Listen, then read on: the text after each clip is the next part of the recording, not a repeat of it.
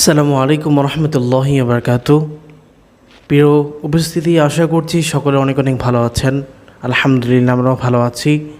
প্রতি সপ্তাহের ন্যায় আমরা এবারও চলে এসেছি আপনাদের মাঝে কিছু প্রশ্নের উত্তর দেওয়ার জন্য। প্রিয় উপস্থিতি, আজকে আমাদের মাঝে উপস্থিত আছেন অত্র মাদ্রাসার সম্মানিত প্রতিষ্ঠাতা পরিচালক ওস্তাদ হাফেজ মাওলানা মোহাম্মদ উমর ফারুক হাফিজাউল্লাহ। প্রিয় উপস্থিতি, আজকে আমরা আপনাদের যে প্রশ্ন ছিল সেখান থেকে আমরা ছোট ছোট করে উত্তর দেওয়ার চেষ্টা করব ইনশাআল্লাহ। প্রিয় উপস্থিতি, প্রথমে আমরা উস্তাদের কাছে চলে যাচ্ছি। প্রথম যে প্রশ্নটা ছিল সেটা নিয়ে প্রথম নম্বর প্রশ্ন হচ্ছে, হিফজ বিভাগ প্রতিষ্ঠা হয়েছিল কত সালে এবং সেটা কি মাদ্রাসার শুরু থেকে প্রতিষ্ঠা হয়েছিল নাকি অন্য কোনো সালে কিংবা অন্য কোনো সময় প্রতিষ্ঠা হয়েছিল, সেই বিষয় নিয়ে উস্তাদের কাছ থেকে আমরা সংক্ষিপ্ত উত্তর শুনব। আসসালামু আলাইকুম রহমতুল্লাহি বারাকাতুহু। আলহামদুলিল্লাহ, আল্লাহ পাক রব্বুল আলমিনের দরবারে লাখ কোটি শুকরিয়া যে মহান রব্বুল আলমিন আমাদেরকে একটি সুন্দর পরিবেশে বসার তৌফিক দান করেছে। এই জন্য আমি দিল থেকে শুকরিয়া আদায় করি, আলহামদুলিল্লাহ। আমাকে যে প্রশ্ন করা হয়েছে, আসলে মাদ্রাসা যখন শুরু করেছি, তো মাদ্রাসা শুরু করার প্রথমেই আমার ব্যক্তিগতভাবে নিয়ত ছিল যে এখানে এমন একটা হেফজখানা করব যে হেফজখানা সারা বাংলাদেশের জন্য একটা মডেল হবে। আমি দীর্ঘ 8 বছর হেফজখানায় পড়িয়েছি।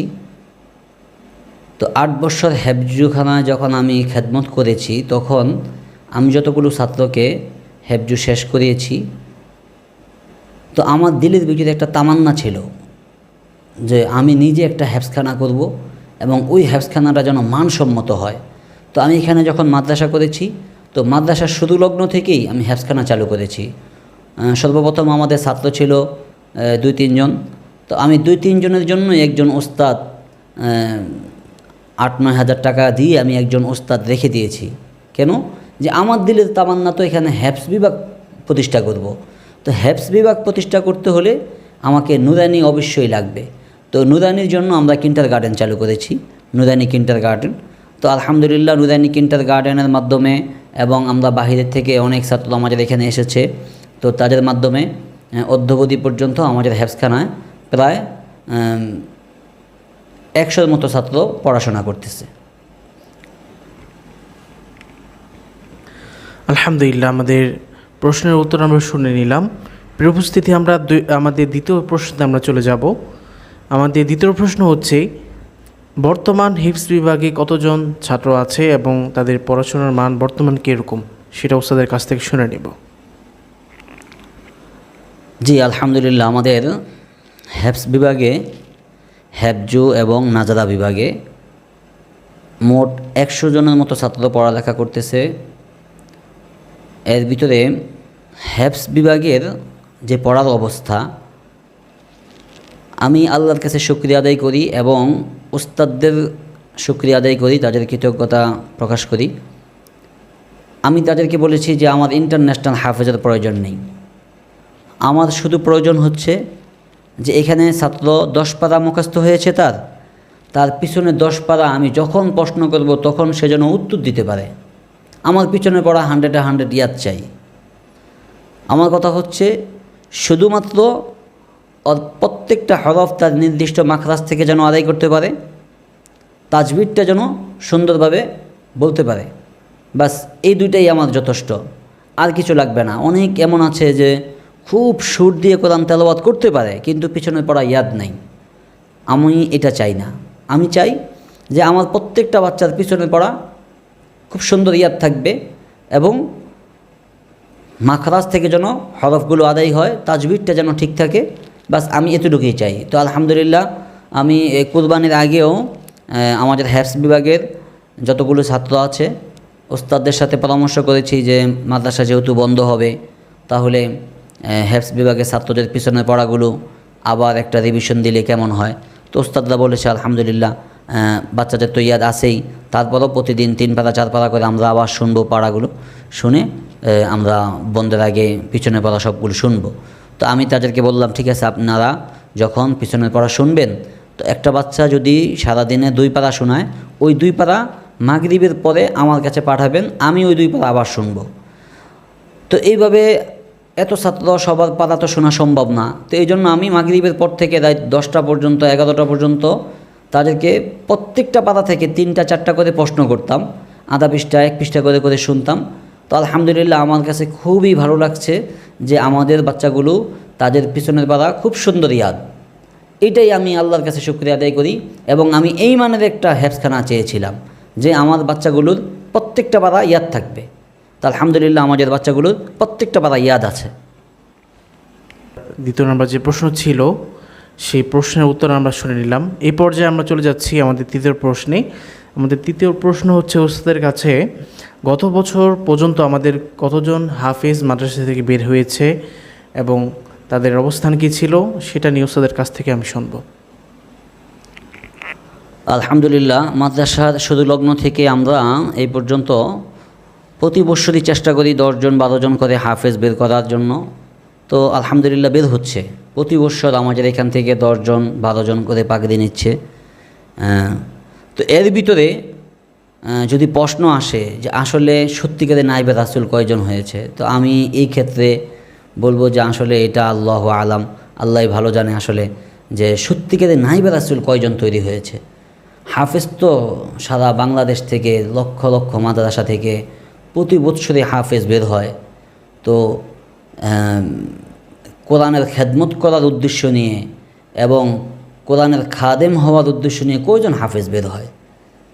তো আমি চেষ্টা করি যে আমাদের এখান থেকে যারা বের হয় তাদেরকে আল্লাহর সাথে একটা সম্পর্ক করে দেওয়ার জন্য। তো এই জন্য আমরা প্রতিনিয়ত বাচ্চাদের আমল আখলাকের প্রতি খুব যত্নশীল।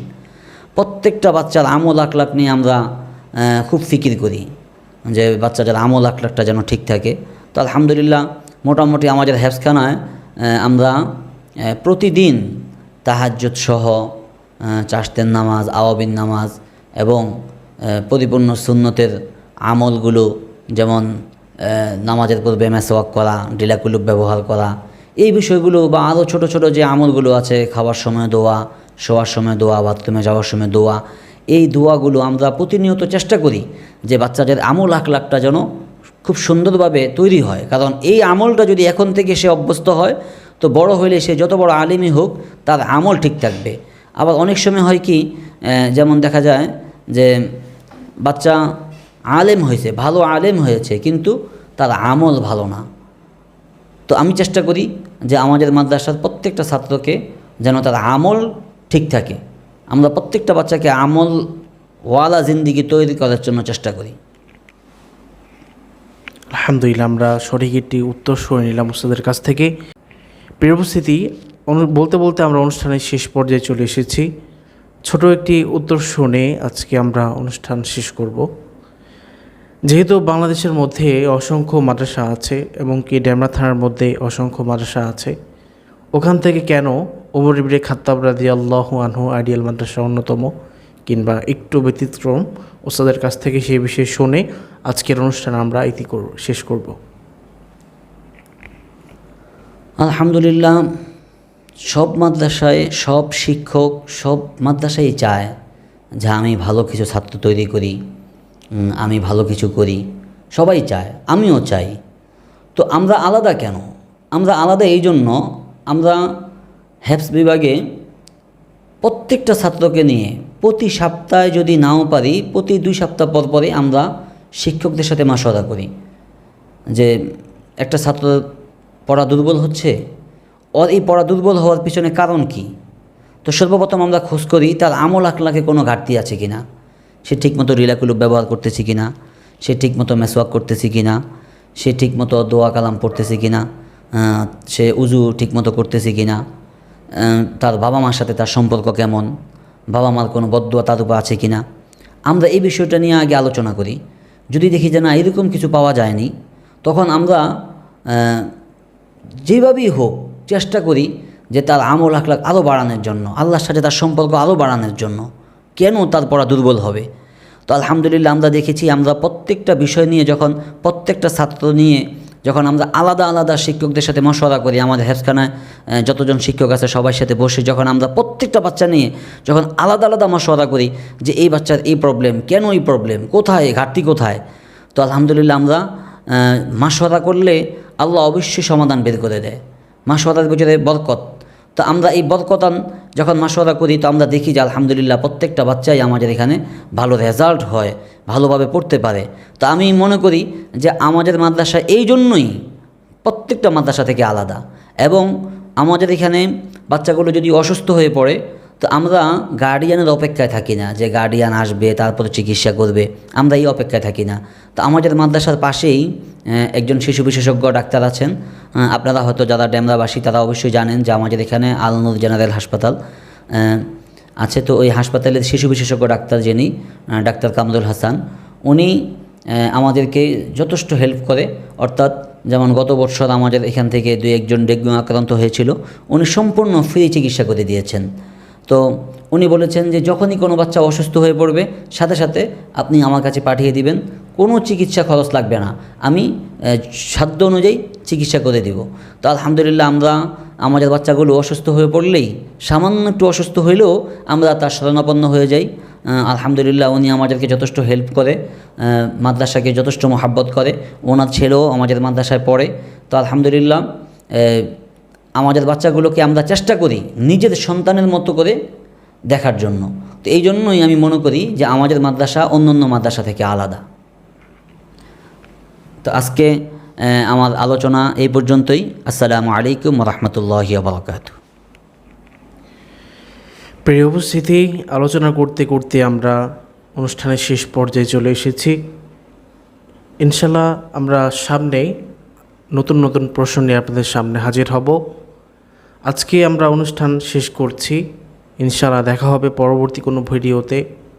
এবং আজকের অনুষ্ঠানের বিষয়বস্তু যদি আপনার ভালো লেগে থাকে অবশ্যই লাইক, কমেন্ট, শেয়ার করবেন এবং সকলের সাথে ইনশাল্লাহ ভিডিওটি শেয়ার করবেন, সেই দরখাস্ত আপনাদের কাছে রইল।